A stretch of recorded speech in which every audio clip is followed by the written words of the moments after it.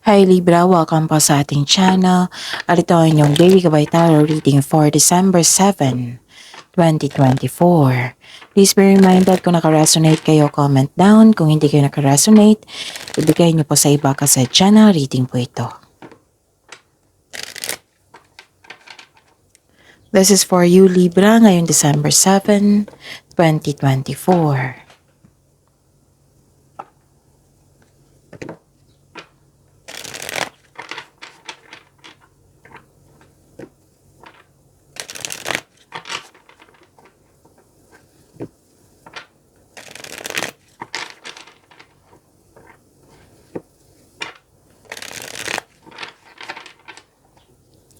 Para po ito sa inyong Libra ngayong December 7, 2024.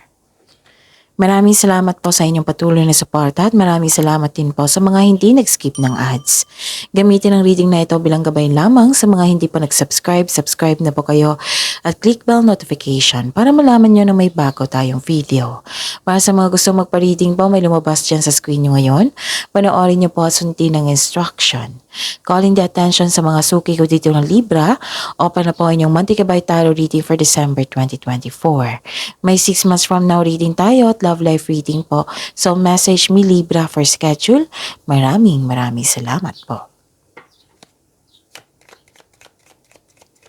Spirits Guide, mga ganap po para kay Libra ngayong December 7, 2024. I need 3 cards po.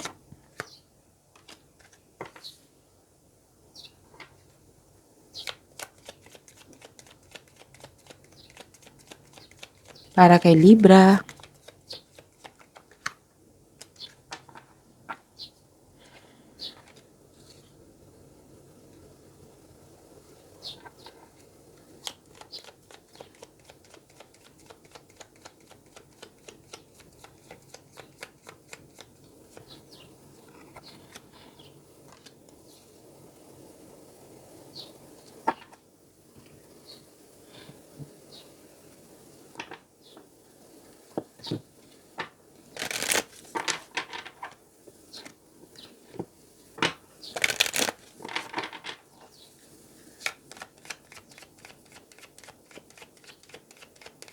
Spirits Guide, mga mensahe po para kay Libra ngayong December 7, 2024.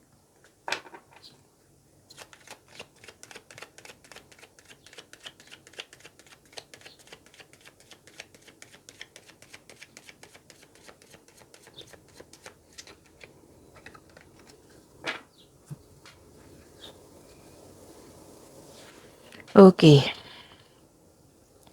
Libra, ngayong December 7, 2024. May nakita akong new journey.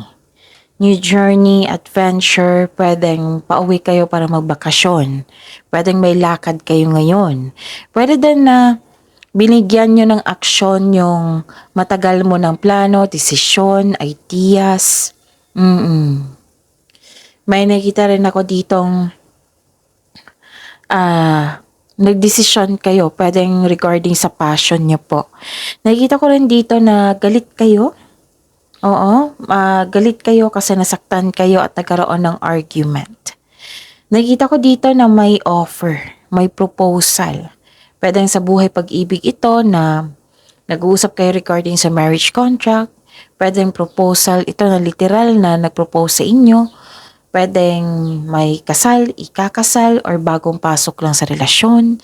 Pwedeng may nangligaw, ganon. Basta may offer siya sa'yo, may proposal siya sa'yo. Nakikita ko rin dito na pwede din sa career and money nyo to na may signing of contract or nagkasundo kayo sa isang tao. Yung deal, karoon kayo ng commitment, long-term agreement, pwedeng ganyan. Message po, step forward now and sing your song. There is power in finding your voice. Embrace the power of dance and movement to access your highest guidance.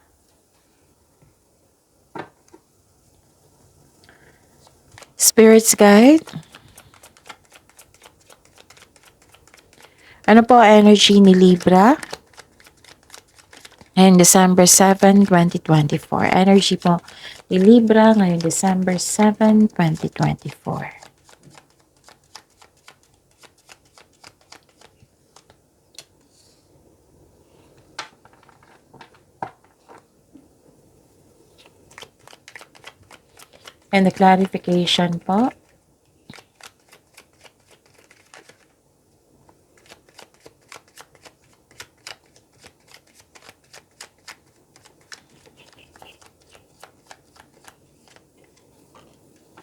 Okay. Sa mga may oras dyan, kung gusto nyo po, last week po, may na-upload ako na 4 videos para sa inyong December 2024. So, yun, andun po sa channel natin, last week po yun na-upload. So, kung gusto nyo panoorin nyo po. Kung may narinig o may nakita kayong repeating message, meaning to say, pinupush ng cards nyo yan kasi ang ilan sa inyo hindi pa binigyan ng atensyon.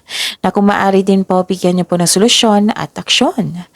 Remember, Libra, at the end of the day, alam mo na ikaw lang taong may kakayahan at responsable na gumawa ng sarili mong katotohanan at kinabukasan. Okay.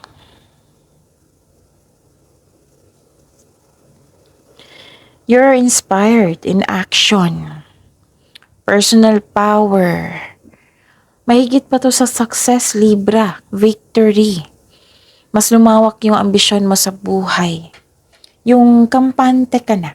Naging kampante kayo ngayon sa inyong sitwasyon ngayon. May magbibigay ng tulong sa inyo ngayon. Pwedeng boss mo or malakas ang kanyang influence. Oo. Tapos, kung ikaw ay naghihintay ng sign to take inspired towards your goals, this is it. This is the go signal. Ano pa?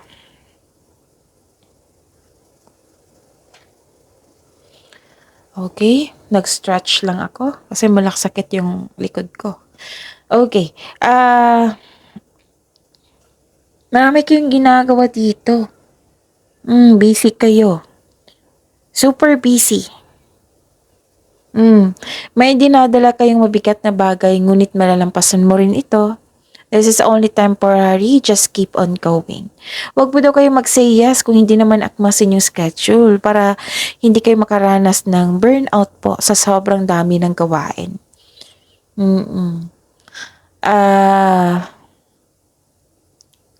Maraming umaasa sa inyo.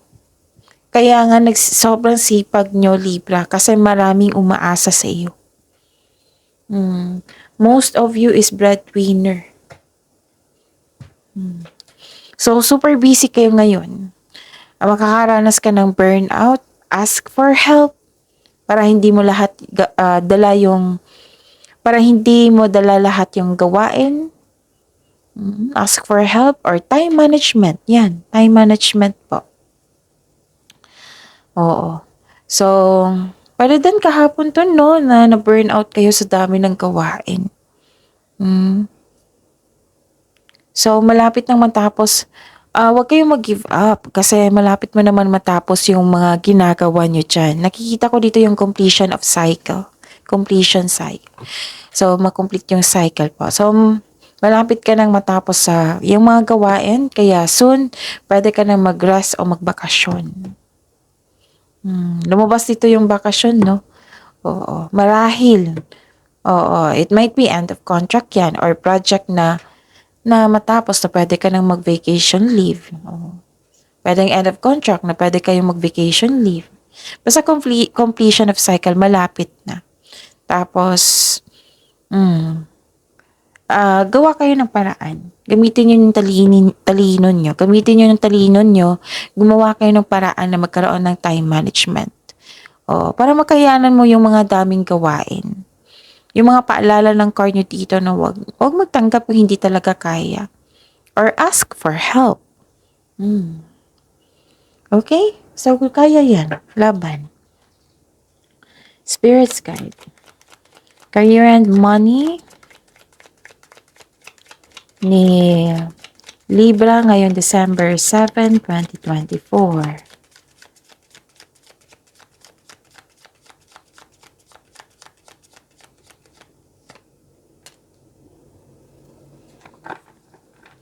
And the clarification of this card po.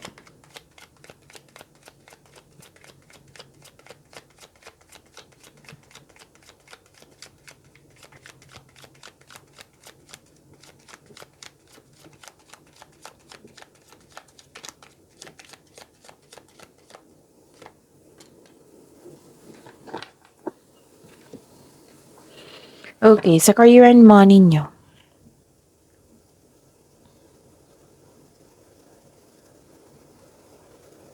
Okay. Mahinahon talaga kayo. Dalawang card na nagsabi dito na mahinahon kayo ngayon. Very matured, mapagmalasakit sa kapwa, maaari ring emotional. Nakikita nilang magaling ka na leader, Libra.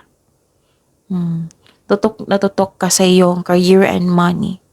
And stable ka na sa napiling career at financial stability, nakikita ko rin dito.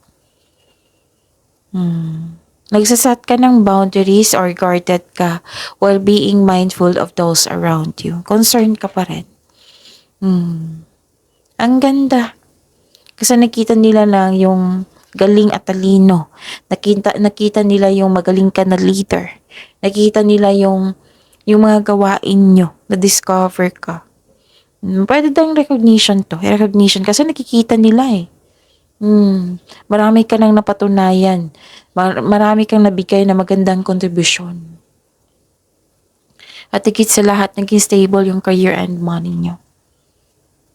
Diba? Ang ganda. Nakikita ko rin dito, may araw. May oras na parang sa sobrang kampante mo, parang na-bored na kayo, oo. Or gusto nyong umangat pa, ganon. Kaya nagkaroon dito ng daydreaming, right? Daydreaming, yung pagpaplano, contemplation. Kasi you want more. Kasi napatunayan mo na na kayang-kaya mo yung sitwasyon ngayon. So you want more, you want growth and expansion. So nag-iisip ka dito. Nag-iisip ka. Yun. Kung nawalan kayo ng gana, kasi you want more pero parang hindi pa siya time kasi marami pa kayong gagawin or may commitment. So, alalahanin mo yung inspiration mo sa buhay para ma-motivate po kayo. Kailangan maging willing ka mag-move forward para bumukas yung new doors for you.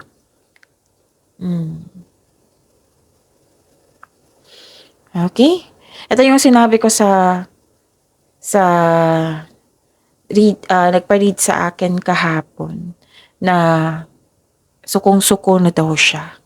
Nakalimutan ko yung sign niya. Sabi ko na you have to move forward. Kailangan may willingness. Tapos make change. Para hindi siya magkaroon ng stagnation. Kasi kung magkaroon ng stagnation, tumigil ka. Walang mangyayari. Walang mangyayaring mabuti. 'Di ba? Yun. Kailangan lang ng pagtanggap kasi may sitwasyon na hindi niya matanggap, hindi niya gusto. So you have to move forward, you have to accept the reality, the fact na nangyari na yun. Tapos you move forward. Para may change, make change. Yan usually yung sinasabi. So kayo din, make change. Kung bored na kayo, na gusto nyo pang mag-level up, then make change. Hanap kayo ng magandang opportunity na makapagbigay sa iyo ng growth and expansion. Okay? It might be tapos na yung mga gawain nyo kasi nakita ko dito sa energy nyo, marami kayong gawain, right? It might be na tapos na yung gawain nyo or nag-end of contract kayo, tapos hanap kayo ng panibagong career. Oo. Yan. So, yan. Ano pa?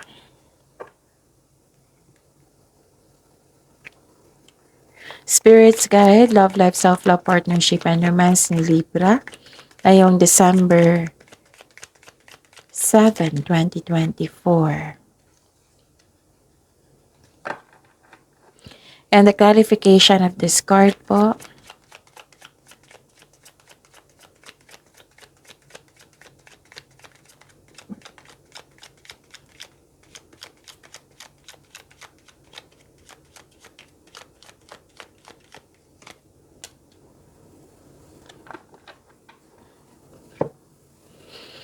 Maraming salamat po sa patuloy na tiwala, suporta sa ating channel. At maraming salamat din po sa mga hindi nag-skip ng ads. Okay. Wow, may new beginning dito oh. Abundance din. Okay. Sa mga single dyan, may parating na love or romance. Parating na po ito or dumating na, nasa harap nyo na. Para sa mga may relasyon sa buhay mag-asawa, pag-level up din ito. Sa career and money nyo, gusto nyo magpag-level up. Dito rin sa inyong love life, self-love, partnership, and romance. Baka isa lang to. Basta gusto nyo mag-level up. Magpaplano kayo mag-level up. Like for example, sa magkarelasyon dito, na gusto nyong mag-iipon kayo para magkaroon ng nag-iipon kayo para sa kasal, gano'n, para sa pag-level up nyo. May mga, may pag-uusap dito. Nag-uusap kayo regarding sa pag-level up nyo. Oo. Like, nagkaroon kayo ng sense of stability. Tama nga naman. That is maturity. For me that is maturity kasi may sense of stability. Naging handa kayo. Sa buhay mag-asawa dito, may project kayo. Let's say na, sige, ipon tayo, kuha tayo ng 20% sa sweldo. Iipon natin to para pambili ng lupa, para pantayo ng bahay. Example yan. Basta sa pag-level up nyo. Pwede din sa pag-uugali, sa treatment na nagbago yung partner mo into a good husband, into a good wife, ganon. Basta may pagbabago siya na para sa pag-level up nyo. Nakikita mo to napapansin mo. Naghahanda, ganon. So, sa isang salita pa, naghahanda. Bagong simula. Okay? And, basta dito ano to? Pag-level up to. Para may pagbabago. Bibigyan nyo to ng aksyon. Ano pa? Actually, may parating na blessings, gift from the universe. Oo. Posibleng, okay. Posibleng ang bagong tao para sa mga single. Posibleng isang bagay or isang sitwasyon na makapag-level up sa inyong relasyon. Yan.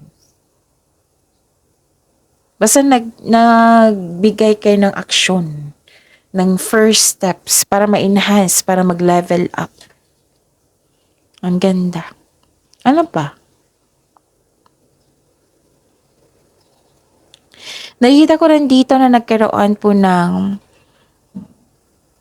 concern sa isang tao na masakit magsalita. Nang dahil sa kanya, tawag dito, naapektuhan kayo, yung hindi mo na alam, napanghinaan kayo ng loob. So, umiwas na lang po. Okay? Kung gagawa po daw kayo ng plano, diba, sabi dito sa cards nyo, nagpaplano kayo, nagkaroon kayo ng sense of stability, nagpaplano kayo. Kung nagpaplano kayo, siguraduhin yung konkretong plano yan. Kasi baka hanggang plano lang yan Tapos pagkabukas, balik kayo sa normal routine nyo. Na hindi nyo na-follow yung gusto nyo. So, focus sa inyong napag-usapan. Okay? Tapos, be confident. May selos akong nakikita dito, insecurity at kulang sa pasensya. Lumabas to sa oracle nyo, yung nagalit kayo kasi nasaktan kayo nagkaroon ng argument. May selos dito, insecurity, in denial, ayun. So, pag-imanin yung blessing sa binigay sa inyo ang ganda. Ang daming sinabi dito na tagumpay, offer, proposal, abundance, success, victory. Pagyamanin niyo po yung blessings sa binigay sa inyo, Libra. See you tomorrow. Please like, subscribe, and click the button for notification para updated po kayo sa daily tarot reading natin. Maraming salamat po.